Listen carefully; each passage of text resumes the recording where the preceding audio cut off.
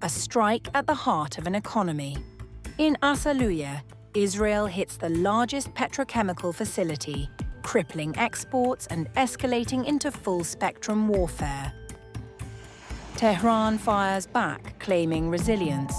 As energy becomes the battlefield, one question burns: can either side absorb this economic war without breaking?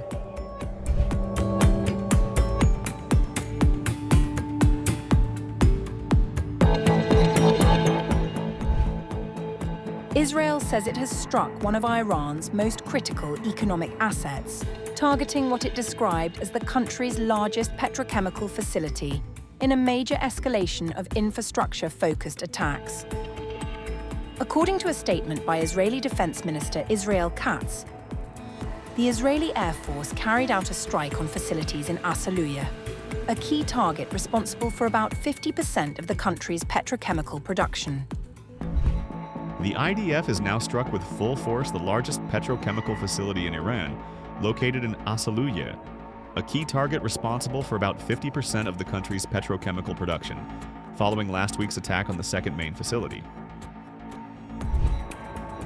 Iranian media, including Tasnim news agency, reported that multiple petrochemical plants were hit, including the Jam and Damavand facilities, along with critical utility providers supplying electricity, water, and oxygen to the industrial zone. Tasnim, however, said that Pars Petrochemical was not harmed. Power outages across the Asaluyeh complex are expected to halt operations until damaged infrastructure is restored. Katz said the strikes had effectively crippled Iran's petrochemical export capacity. Currently, both facilities, which together account for around 85% of Iran's petrochemical exports, are out of service and non-operational. This represents a severe economic blow to the Iranian regime, amounting to tens of billions of dollars. The petrochemical industry is a central engine for funding the activities of the Revolutionary Guards and for building Iran's military power. The strikes mark a shift toward economic warfare, targeting revenue streams linked to Iran's military and the Islamic Revolutionary Guard Corps. Katz also confirmed that Israeli leadership has ordered continued strikes on Iran's national infrastructure. Prime Minister Benjamin Netanyahu and I have instructed the IDF to continue striking, with full force, the national infrastructure of the Iranian terror regime. The Iranian terror regime will find that continued aggression against Israel and the cowardly criminal firing toward Israeli civilians will only deepen the economic and strategic damage it suffers and lead to the collapse of its capabilities. Tehran has responded with sharp rhetoric.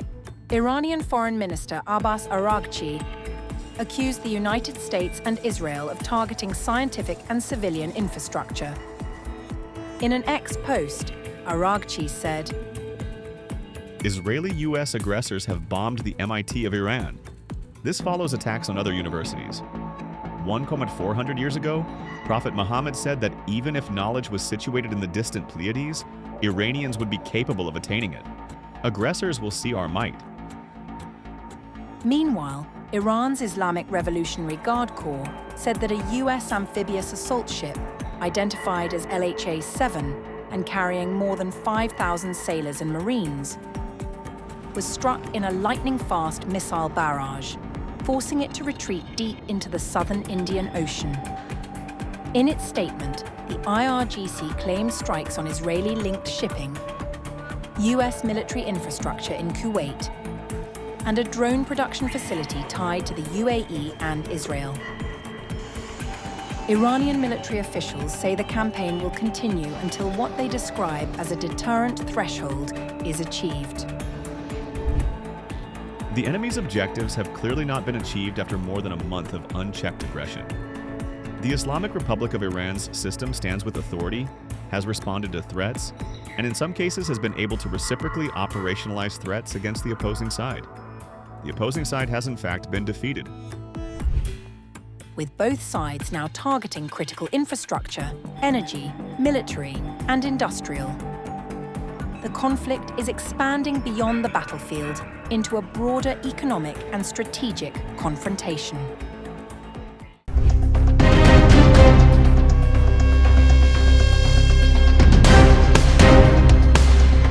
Iran has confirmed the killing of a key figure at the heart of its security apparatus, marking yet another escalation in the widening regional conflict.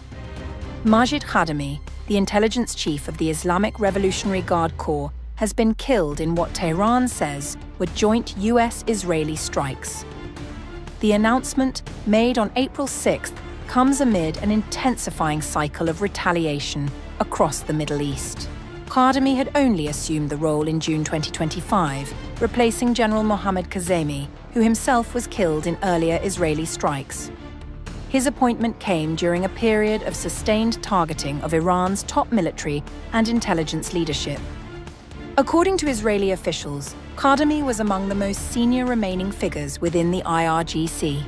Confirming the killing, Israel's defense minister warned that Israel will continue to hunt Iranian regime officials one by one. In Tehran, we eliminated Majid Khademi, the head of the intelligence organization of the Revolutionary Guards, one of those directly responsible for this war and among the top leadership of the organization.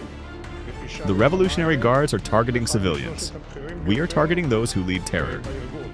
Iran's leadership is now living under constant pressure. We will continue to eliminate them one by one. I have made it clear if attacks on Israeli civilians continue, we will respond by striking and severely damaging Iran's national infrastructure. The Israeli military said the operation was part of a broader campaign aimed at dismantling Iran's intelligence and external operations network. Guided by precise intelligence from military intelligence, the Air Force struck overnight in Tehran and eliminated Majid Kotam Qassini Khademi, head of the intelligence organization of the Revolutionary Guards. Israeli Prime Minister Benjamin Netanyahu also praised the operation of successfully neutralizing Iranian regime figures.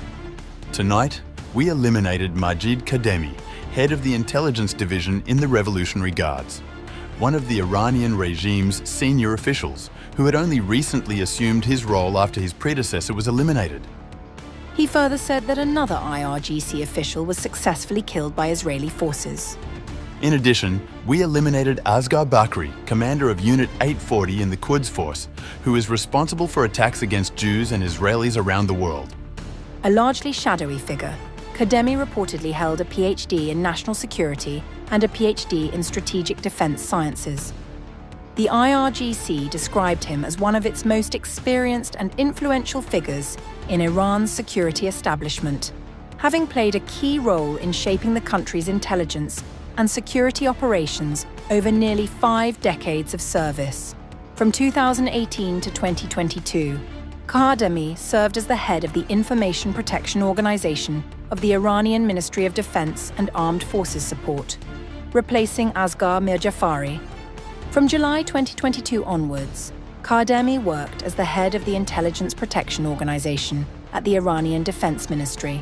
He had also been mentioned in some reports as a potential successor to Hossein Taib, who previously headed the IRGC Intelligence Organization, a role with which Khademi was associated until at least 2014.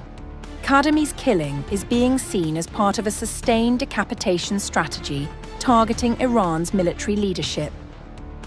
In recent months, several high-ranking officials have been eliminated, including senior commanders and intelligence figures, significantly weakening the command structure of the Revolutionary Guards.